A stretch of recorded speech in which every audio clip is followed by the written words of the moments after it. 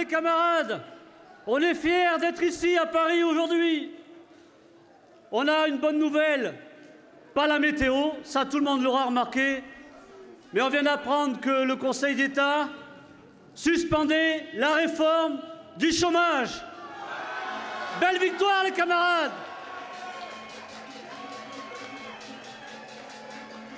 Des mois de lutte, ça fait du bien. Vous voyez, même s'il pleut, on est fiers d'être présents parce qu'il y aura certainement d'autres bonnes nouvelles, espérons-le. Alors mes chers collègues, mes chers camarades, il y a 75 ans, alors ministre communiste de la production industrielle du gouvernement du général de Gaulle, Marcel Paul gagnait le combat de sa vie en obtenant les nationalisations de l'électricité et du gaz, Électricité de France et Gaz de France. Il y a 75 ans également, cet ancien ouvrier militant des industries électriques et gazières obtint le statut national du personnel pour tout le personnel, notre contrat de travail, avec ses droits individuels et collectifs, ses droits statutaires. Quelle fierté, les camarades! Une avancée sociale majeure pour tout un pays qu'il a fallu reconstruire après la Seconde Guerre mondiale. Notre histoire nous a appris qu'il était possible, oui, il a été possible de changer les choses pour les droits des travailleurs et les intérêts de tout un peuple. Avec la crise sanitaire que nous traversons, nous sommes en droit d'attendre que l'État prenne ses responsabilités, comme le gouvernement de l'époque a su le faire pour répondre aux besoins de la nation. Les électriciens et gaziers et les énergéticiens, à partir de cette histoire, notre histoire, ont décidé de s'engager dans une lutte pour l'avenir du service public de l'énergie. S'opposer aux réformes en cours et dénoncer les décisions du passé liées à la mise en œuvre des directives européennes orchestrées par les 6 charognards dans la période de 1997 à 2017.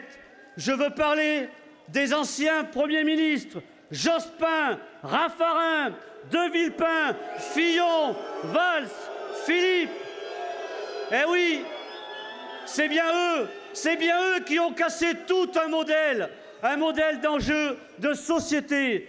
Alors nous sommes lucides, parce que cette situation, au-delà de la dénoncer, on est porteur d'espoir avec un autre projet de société.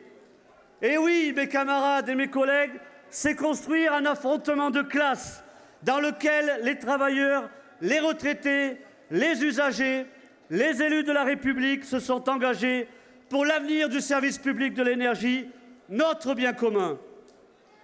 Face à nous, un rouleau compresseur composé de libéraux dont les choix et les orientations politiques vont à contresens de l'intérêt général et des services publics dans toutes leurs composantes.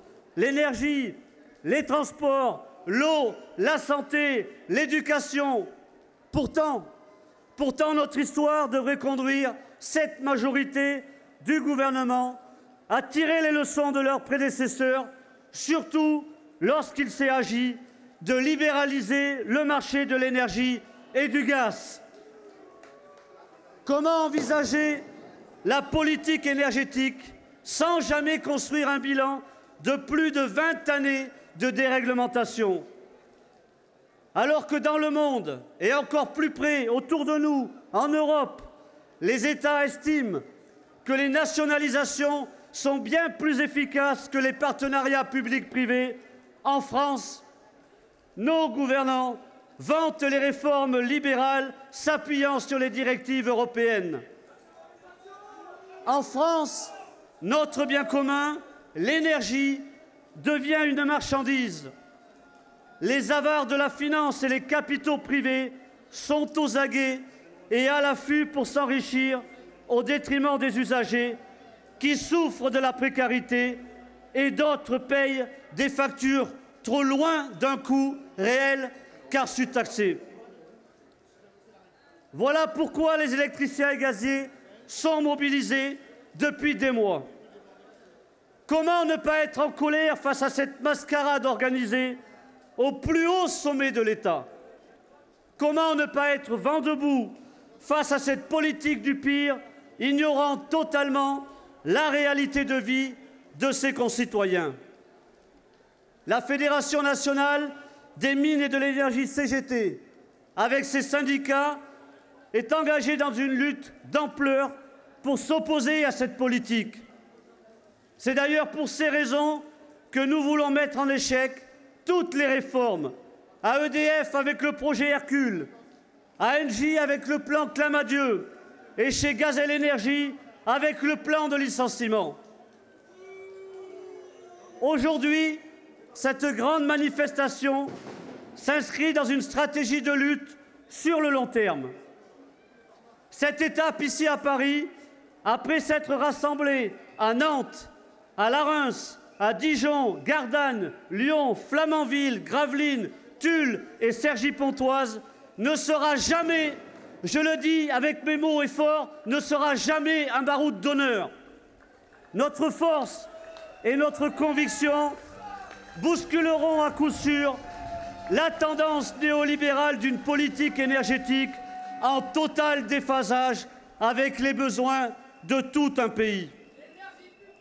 Le service public est une énergie d'avenir et l'énergie doit être intégrée dans un service public dont l'avenir se joue en ce moment.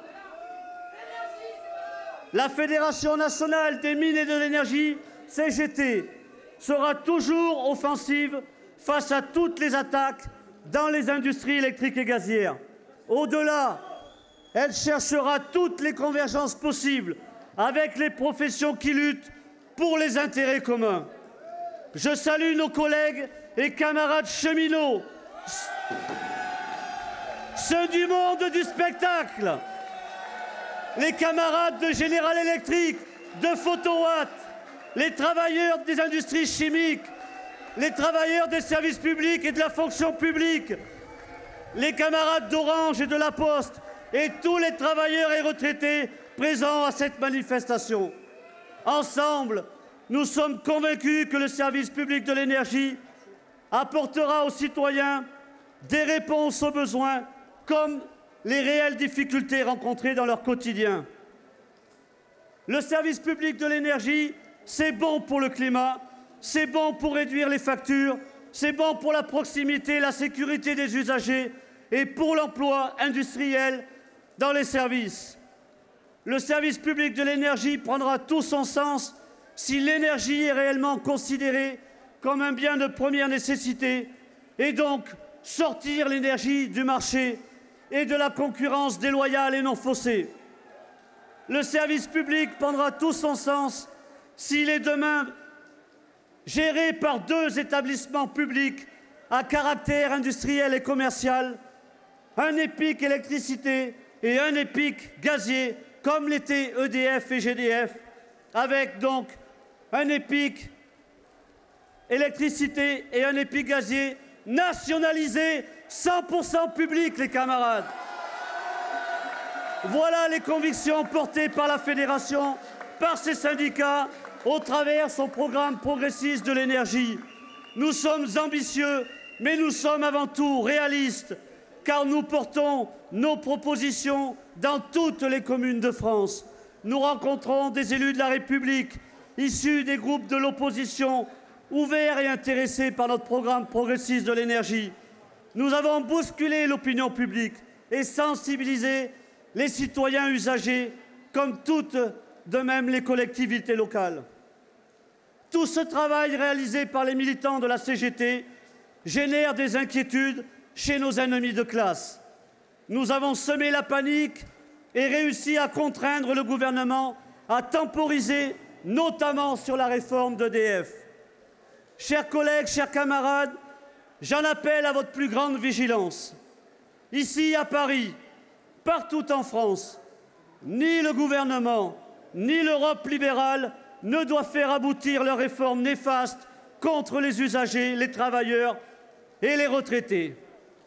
Alors je le dis haut et fort, avec ma plus grande conviction, non, Monsieur le Président Macron, Vous n'aurez jamais le dernier mot et jamais la dernière décision pour l'avenir du service public de l'énergie, pour l'avenir des entreprises, l'avenir des emplois dans les industries électriques et gazières et l'avenir du service public de l'énergie. Nous organiserons la riposte et dès demain, quoi qu'il arrive et quoi qu'il s'agisse, collectivement, nous répondrons par la lutte et l'opposition de classe et l'opposition frontale. La fédération et ses syndicats, avec les travailleurs, reprendront en main leur outil de travail pour peser sur la cour des choses. Fiers de notre passé, bâti sur les bases solides du Conseil national de la résistance, hier, aujourd'hui et demain, nous agirons pour l'intérêt général et notre bien commun, qu'est le service public de l'énergie nationalisé, 100% public. Vive la lutte et vive la CGT!